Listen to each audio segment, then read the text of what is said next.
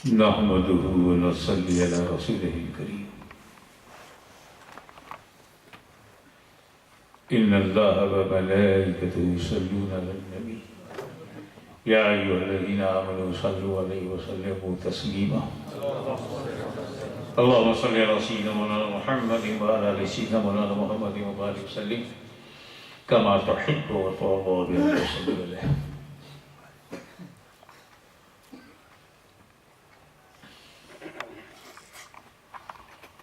یہ بڑی ناسمجھی، نادانی،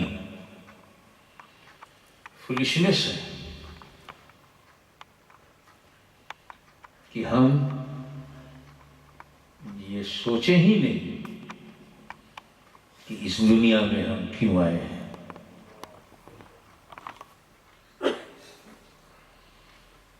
آپ you are interested too much to find out how many things in the world created by Creator, and your full focus, how many things on the earth for me, how many things in ocean for me, even how many things in sky for me. اور بات یہیں تک نہیں ہے. How many things in the deep of the earth? Coal, gold, metals, so many things. Water, petrol, oil, زمین کے اندر گھس گئے. کیا کیا میرے لیے ہے. چاند تک چڑھ گئے. کیا کیا میرے لیے ہے. سمندر میں ڈوب گئے. کیا کیا میرے لیے. سب پتہ لگاتے رہیں گے، فیجی سے لے کے امریکہ تک، عرب سے لے کے عجم تک. Every country, every scientist, every clever person, educated person busy to find out how many things for me, how many things for me. لیکن ایک منٹ کے لیے نہیں سوچتا کہ ساری دنیا کی چیز تو تیرے لیے ہے، پر تو کس کے لیے. You are for who? تو اتنا لمبا ٹائم تو ہے نہیں کہ میں پوری خانقاہ کا چیپٹر آپ کے سامنے کھولوں. بس یہ کہہ کے گزر جاتا ہوں کہ ہر بنی ہوئی چیز بنانے والے کے کنٹرول میں ہوتی ہے. دیکھیے آپ نے اس مائک کو جہاں جہاں موڑا، اس نے اپنا منہ نہیں موڑا، انکار نہیں کیا. جانتا ہے اس مائک کو پتا ہے کہ بنانے والا آدمی ہے، جہاں چاہے رکھ دے. یا آپ جب کار کو رائٹ ٹرن کرتے ہیں تو کبھی وہ لیفٹ ہوتی ہے. آپ بریک مارتے ہیں تو کیا وہ اسپیڈ پکڑتی ہے. اور جب ریورس گیئر لگاتے ہیں تو کیا آگے جاتی ہے. آپ کی اشارے پہ کیوں چلتی ہے. اس کو پتا ہے کہ انسان میرا بنانے والا ہے، اسی کے اشارے پہ چلنا ہے.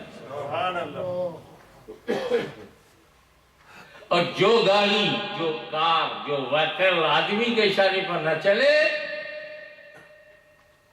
اسے وہ ورکشاپ پہ بھیج دیتا ہے. کچرے کے بھاؤ بک جاتا ہے. تو بتا، اپنی بنائی ہوئی چیز کو اپنی مرضی کے خلاف تو جانے نہیں دیتا، تو رب کی بنائی ہوئی چیز کو رب کی مرضی کے خلاف کیوں جانے دیا جائے.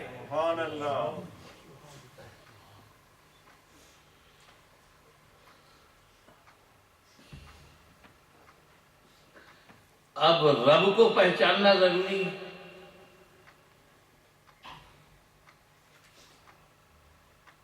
سب ہے، رب ہے. سب دکھتا ہے، رب دکھتا نہیں.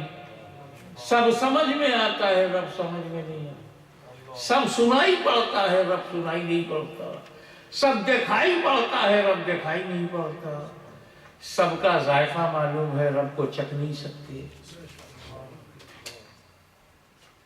آپ غور فرما. تو اب سب چھوڑ کے رب کیسے؟ آنکھ میں آوے تو میں رنگ جان لوں میرے رب کا رنگ کیا ہے، کلر آف گاڈ. زبان پہ آئے تو ٹیسٹ معلوم ہو جائے، کان میں آوے تو اس کی آواز میل ہے کہ فیمیل ہے، کچھ جنڈر کا علم ہو. نہیں، خدا وہ ہے جسے دیکھا نہیں جا سکتا، جسے ٹچ نہیں کر سکتے، جس کو ٹیسٹ نہیں کر سکتے، جس کو سن نہیں سکتے. اور جو یہ سب ہو وہی تو غیب ہے. What do you mean by غیب؟ Unseen. Unseen knowledge. Hidden.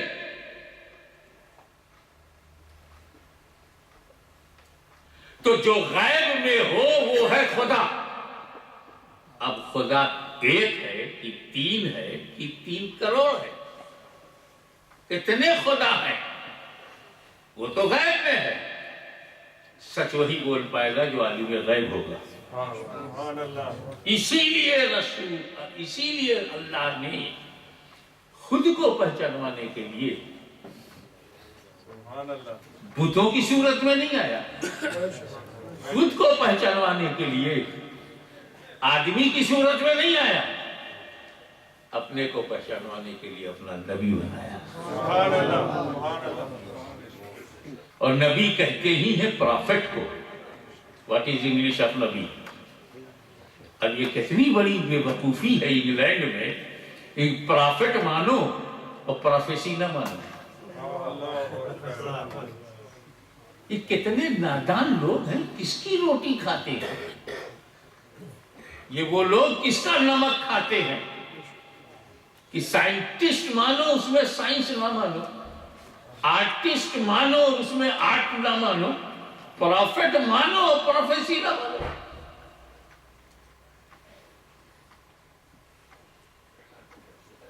دیکھیے what was the first step of prophet to introduce Islam? He called the people, invited the people, اور خود چلے گئے پہاڑ کی چوٹی پر فاران کی، اور وہاں سے پوچھتے ہیں پوری کمیونٹی سے، what do you say about me? What's your opinion about me? کیا بولتے ہو میرے بارے میں؟ آپ سچے ہو؟ You never tell a lie. آپ کو بہت ایماندار ہو، امانت والے ہو. اوکے، اگر میں یہ کہوں کہ پہاڑ کے پیچھے ایک آرمی کا لشکر ہے، تو کیا میرے کہنے پر اس اندیکھے فوج کو مان لو گے؟ سب بولے مان لیں گے. کیوں؟ آپ جھوٹ بولتے ہی نہیں. لشکر ہوگا تبھی بولو گے. اندیکھا لشکر، ہاں آپ کے بھروسے پہ اندیکھے کو مانیں گے، کیونکہ جب آپ کو مانیں گے تو آپ کی بات کو بھی مانیں گے. تب حضور نے فرمایا کہ اچھا، جب اتنا کانفیڈنس مجھ پہ ہے کہ میرے کہنے پر اندیکھے لشکر کو مان سکتے ہو، تو میرے کہنے پر اندیکھے خدا کو مان سکتے ہو. لیکن کیوں نہیں خدا کو مانا؟ وہ خدا کو ماننے میں ان کا نقصان یہ دکھ رہا تھا کہ 360 چھوٹ جائیں گے، چڑھاوا چھوٹ جائے گا، انکم چھوٹ جائے گی. آج بھی کچھ لوگ خدا کو ماننے میں، میرے نبی کو ماننے میں اسی لیے جھجھکتے ہیں. امداد چھوٹ جائے گی، فنڈنگ چھوٹ جائے گی، نفع چھوٹ جائے گا. تو جس کا نفع سینہ سے ہے وہ سینہ کو دیکھے. ہمارا نفع مدینہ سے ہے، ہم مدینہ کو دیکھیں. تو پروفٹ، آئیے کنکلوڈ کرو. یہ پروفٹ کی ضرورت ہمیں ہے کہاں؟ یہ مائک کو فٹ کرنا تھا، کسی نے نبی کو آواز نہیں دی. علامہ طیب الرحمان صاحب کھڑے ہوئے، انہوں نے سیٹ کر دیا. یہ کرسی بنانے میں، یہ ممبر بنانے میں کبھی اس نے بنانے والے نے نبی کو آواز نہیں دی. ہم بنا سکتے ہیں. کوکنگ میں کبھی ہماری ماں بہن نے مدینے والے کو آواز نہیں دی. بریانی بنانا ہوا بنا لیا، روٹی بنانا ہوا بنا لیا، سالن بنا لیا، یہ سب ہم کر سکتے ہیں. اس کے لیے نبی کی ضرورت نہیں. زمین کے نیچے پانی ہے کہ سونا ہے کہ کول ہے، کوئلہ ہے، کیا ہے، یہ جاننے کے لیے نبی کی ضرورت نہیں ہے. سمندر میں مچھلی تیر رہی ہے، یہ دیکھنے کے لیے نبی کی ضرورت نہیں ہے. 27,000 فیٹ اوپر ہوائی جہاز اڑانے میں ہمیں نبی کی ضرورت نہیں ہے. کافر بھی اڑاتے ہیں. They are not needy of prophet. We are not needy of prophet to know how many fishes in the ocean. We are not needy of prophet to know how to drive. I'm not needy of prophet to know where is America, where is India and Pakistan. I'm not needy of prophet. I can find out. To make grave, I'm not needy of prophet. But how many question in grave? We are needy of prophet. ہم قبر دیکھ سکتے ہیں، سوال نہیں دیکھ سکتے، کیونکہ قبر آنکھوں کے سامنے ہے اور سوال غیب ہے، اور غیب غیبداں بنا ہے. ہم آج بھی when you will go graveyard, so our technology can inform us, can give knowledge about bone, کفن ہے کہ نہیں، ہڈی ہے کہ نہیں، گوشت بچا ہے کہ نہیں. ہم یہ دیکھ سکتے ہیں کہ قبر میں مردے کی باڈی کیسی ہے، یہ ہم دیکھ سکتے ہیں. مگر اس پر جنت کی ہوائیں آ رہی ہیں یا جہنم کا عذاب آ رہا ہے، ہم نہیں دیکھتے. یہ دیکھنے کے لیے نبی چاہیے. غیب کی بات نبی جانے. آپ دیکھو واقعہ پہ انشاءاللہ تفصیلی گفتگو کبھی ہوگی. حضور صلی اللہ علیہ وسلم گزر رہے قبرستان سے، گریو یارڈ سے، اور اسٹاپ، رک گئے، ادھر ادھر دیکھا. اب وہ عربستان میں سوائے ببول کے ہرا پیڑ کہیں ہے ہی نہیں، گرین ٹری ایکسپٹ ببول. ببول کے برانچ سرکار نے توڑا، اس کے 2 حصے کیے، ایک اس قبر پہ ڈال دیا، ایک اس قبر پہ ڈال دیا، اور چل دیا. صحابہ کرام پر اللہ کی رحمتوں کی بارش ہو. خاموش ہوتے تو بھید بھید ہی رہ جاتا، سیکرٹ ہی رہ جاتی. ایک صحابی نے پوچھا یا رسول اللہ ایسا آپ نے کیا کیوں؟ تو حضور نے ڈسکلوز کیا کہ ایسا ہے، جب میں جا رہا تھا تو میں نے دیکھا، آپ غور کریں، میں نے دیکھا کہ دونوں قبروں میں عذاب ہو رہا ہے، اور بہت معمولی سی بات پر عذاب ہو رہا ہے. بہت بڑی بات نہیں، وہ چاہتے تو دونوں اس سے بچ جاتے جس بات پر عذاب ہو رہا ہے. ایک پیشاب کرتے ہوئے بچتا نہیں تھا چھینٹوں سے، وہ کیئرفل نہیں تھا. یورین کو باہر کرنے میں وہ محتاط نہیں تھا، ریزرو نہیں تھا، ڈسپلن نہیں تھا. اس کی سزا. اور دوسرا بیک بائٹنگ، چغلی بہت کرتا، ادھر کی ادھر، ادھر کی ادھر. چاہتا تو بچ جاتا. اب میں نے ہری ہری شاخ گرین دونوں قبروں پہ گاڑ دیا. تو سنو، ہر ہری شاخ، ایوری لیف، فلاور جب تک گرین ہے، تازہ ہے، اللہ کا ذکر و تسبیح کرتی. دوسرا راز کھل رہا ہے، ویجیٹیبل کا راز کھل رہا ہے، ذکر و تسبیح کرتی ہے. اور جب یہ قبر پر ذکر و تسبیح کرتی رہے گی جب تک ڈرائی نہ ہو جائے تو ان قبر والوں کو اس سے فائدہ پہنچے. اب تو پتا چلا نا کہ رسول پاک نے قبر پر ہری چیز رکھنے کی سنت. ٹھیک ہے وہاں ببول تھا، وہاں ببول ڈالا. لاہور میں گلاب ہے، ملتان میں گلاب ہے، اجمیر میں گلاب ہے، ہم بھی سوکھا گلاب نہیں ڈالتے، ہرا ہرا ڈالتے ہیں تاکہ سنت رسول پر عمل ہو۔ One thing I would like to invite your full attention. پہلی بار بڑے سے بڑا سائنٹسٹ قبر کا عذاب نہیں دیکھ سکتا، قبر میں باڈی اور کفن دیکھ سکتا ہے، عذاب نہیں۔ میرے نبی نے عذاب دیکھا، اب بھی غیبدہ نہیں کہو گے۔ اور دوسری سب سے امپارٹنٹ بات، عذاب ہو رہا ہے وہ دیکھا، لیکن ریزن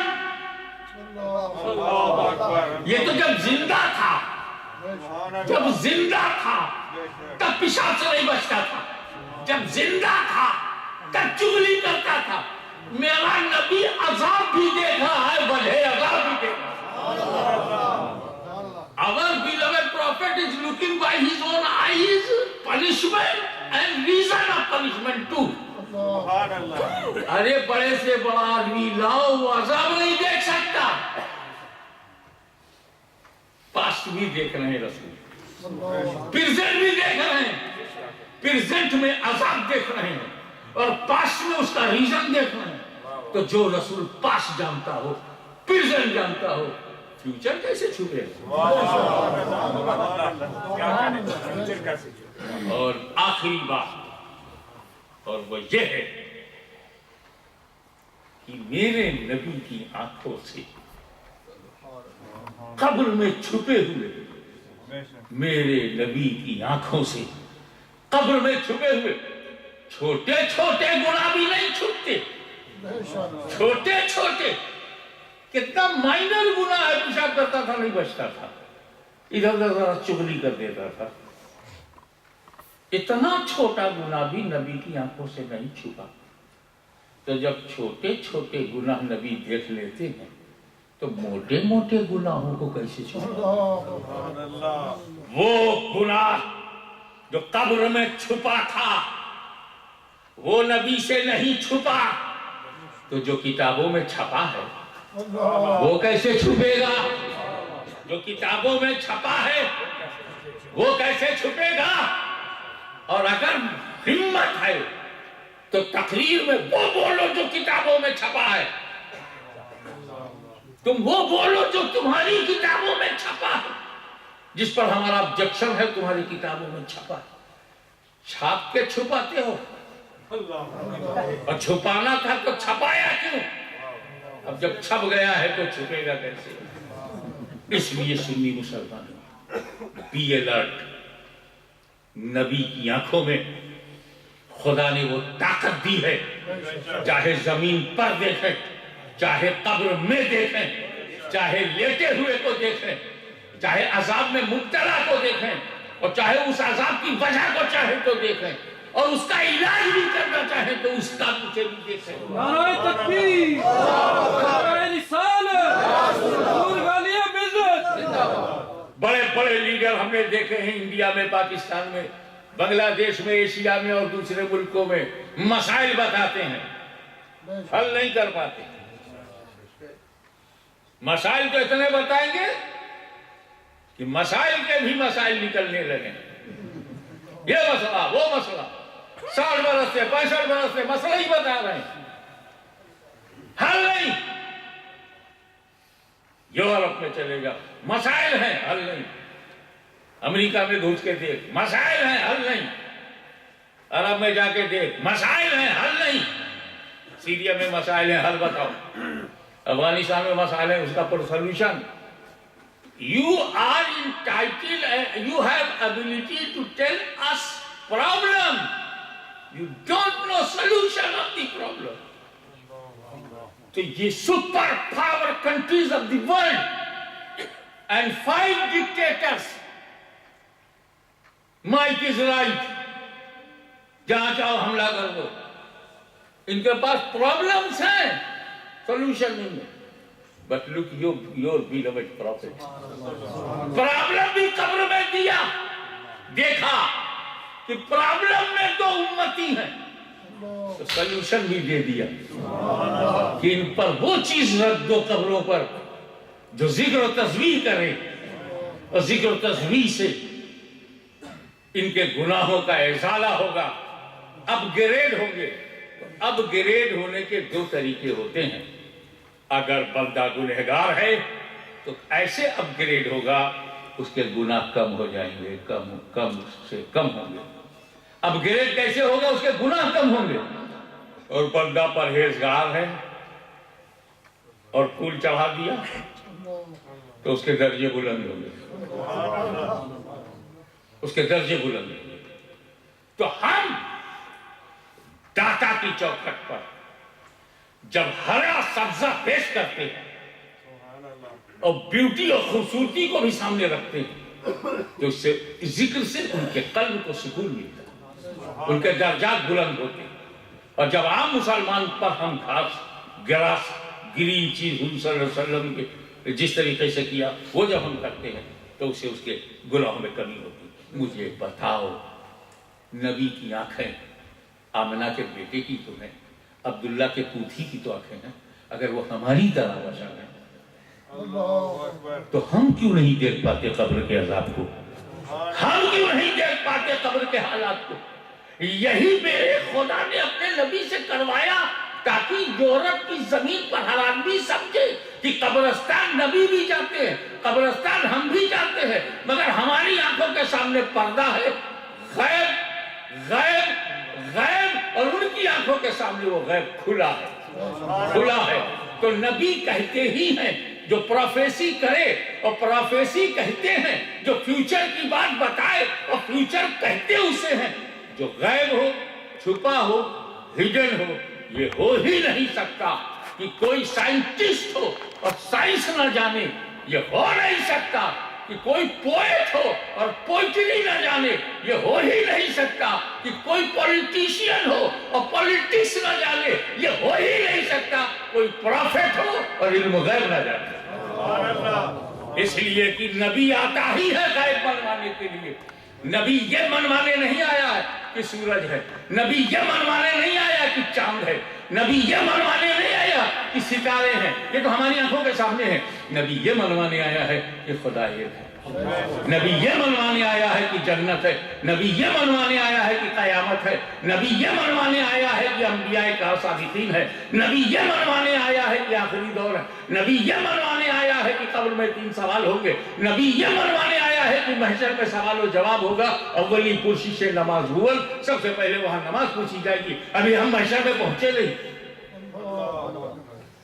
لوگ چشمہ بدلو، نمبر بدلو، تب صحیح بات سمجھ میں آئے گی۔ ایک حدیث شریف ہے کہ حضور صلی اللہ علیہ وسلم نے فرمایا کہ کچھ لوگ، میں حوض کوثر پر ڈسٹریبیوشن آف واٹر کروں گا، لوگوں کو جام پلاؤں گا، جام پہ جام پلاؤں گا، گلاس پہ گلاس پلاؤں گا۔ اس وقت کچھ لوگ، کچھ فرشتے کچھ لوگوں کو پکڑ کے جہنم کی طرف لے جا رہے ہوں گے، کچھ فرشتے لوگوں کو جہنم کی طرف لے جا رہے ہوں گے۔ میں پوچھوں گا یہ کہاں لے جا رہے ہیں آپ؟ یہ تو سب میرے ساتھ اٹھتے بیٹھتے تھے، میری محفل میں آتے تھے، میری مجلس میں آتے تھے، میری مسجد میں آتے تھے، کہاں لے جا رہے ہیں ان کو؟ تو فرشتے کہیں گے یا رسول اللہ آپ نہیں جانتے، فرشتے کہیں گے یا رسول اللہ آپ نہیں جانتے آپ کے بعد انہوں نے کیا کیا گڑبڑ کیا۔ تو دیکھو فرشتہ کہہ رہا ہے نا یا رسول اللہ آپ نہیں جانتے۔ علم غیب ہوتا تو فرشتہ ایسا بولتا کیا؟ فرشتوں کی ہمت کہ رسول سے کہتے آپ نہیں جانتے، تو اس کا مطلب یہ کہ رسول بہت ساری چیزیں نہیں جانتے۔ تو یہ آپ دعویٰ کیسے کرتے ہیں علم غیب کا؟ تو ہم نے کہا اچھا چپ رہو بھیا، چشمے کا نمبر بدلو۔ کہا کیوں؟ میں نے کہا یہ بات ہے کہاں کی؟ محشر میں حوض کوثر پر میں جام پلاؤں گا، یہ کب کا ہے؟ یہ واقعہ کب کا ہے؟ ان کا محشر میں ہوگا، ابھی ہوا نہیں ہے، ہوگا۔ اور مدینے میں نبی بتا رہے ہیں، مدینے میں بتا رہے ہیں میں حوض کوثر پر رہوں گا، یہ غیب بتایا۔ فرشتے گھسیٹ کے لے جاتے ہوں گے، یہ بھی غیب ہے جو بتایا۔ میں کہوں گا کہاں لے جا رہے ہو، یہ بھی غیب ہے جو نبی نے بتایا۔ فرشتے کہیں گے یا رسول اللہ آپ نہیں جانتے، یہ بھی رسول جانتے کہ فرشتے کہیں گے کہ آپ نہیں جانتے۔ تو مدینے میں بیٹھ کر محشر کی بات بتانے والا غیب بتا نہیں ہے تو اور کیا؟ تو جس حدیث سے تمہیں انکار علم غیب مل رہا ہے اسی حدیث سے ہم عاشقوں ثبوت ہی ہو جائیں گے. نظریں بدل گئیں تو نظارہ بدل گیا. غش کھا گئے کلیم مگر ہنس پڑے حبیب. نظریں بدل گئیں تو نظارہ بدل گیا. ایک بات یاد رکھیے, حضور کے غیب داں ہونے کا نقصان جن فرقوں کو ہوا وہ آج بھی ان کے علم غیب سے انکار کرتے ہیں. سنیوں کو فائدہ ہوا, محشر کا ہی پتہ چلا, قبر کا حال معلوم ہوا, جنت کا حال معلوم ہوا, قیامت کا حال معلوم ہوا, ہمیں فائدہ ہوا, ہمیں اطمینان ہوا کہ حضرت عیسیٰ کے آنے کا معلوم ہوا, امام مہدی کے جلوہ گری معلوم ہوئی, ہم سکون میں ہیں. لیکن رسول پاک نے فرمایا یہ علاقہ ہے نجد کا ایک علاقہ ہے, وہاں سے فتنے نکلیں گے, وہاں سے زلزلے نکلیں گے, شیطان کی سینگ نکلے گی. پہچانوایا نا علم غیب نے, علم غیب سے انکار کرو تاکہ پوزیشن بچے. رسول کا علم غیب یہ ہے. ان کا دیکھو میرے بعد کئی دجال آئیں گے جو نبوت کا دعویٰ کریں گے, یہ علم غیب ہی تو ہے. کئی دجال آئیں گے, بولے نبی کے علم غیب سے انکار کرو تاکہ اپنی نبوت کا معاملہ فٹ ہو, ورنہ ہم تو دجالوں میں آ جائیں گے. تو نبی کے علم غیب سے ان لوگوں کو تکلیف ہوئی جو نبوت کا دعویٰ کرنا چاہتے تھے, یا ان لوگوں کو تکلیف ہوئی ہے جو منافقت کی زندگی کو اسلامی زندگی بنانا چاہتے تھے. میرے نبی نے دونوں کا پول کھول دیا, اس لیے دونوں ناراض ہیں. اور راضی ہے تو اللہ والے راضی ہیں, امت والے راضی ہیں, مدینے والے راضی ہیں, غوث و خواجہ والے راضی ہیں. میاں بسا لو اپنے دل میں خواجہ کو اور دل میں رکھو روحانیت کے راجہ کو.